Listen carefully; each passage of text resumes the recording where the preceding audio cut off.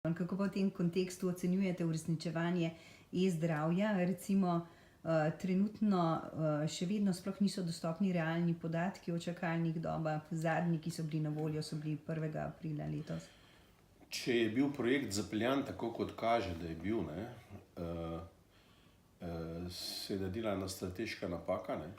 Če vpeljuješ ti nek nov sistem, mora star sistem še vsaj 1 leto vzporedno teči. Potem se lahko še zamenja.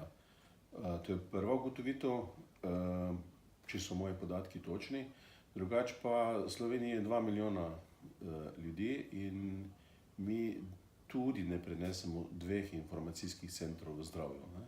Če je en informacijski center na Zavodu za zdravstveno zavarovanje, zakaj ne bi izkoristili te kapacitete od opreme do prostorov, do ljudi in te ljudi, ki zdaj delajo na e-zdravju ločeno, priključili tej skupini strokovnjakov in bi sigurno zadeva tekla bolje.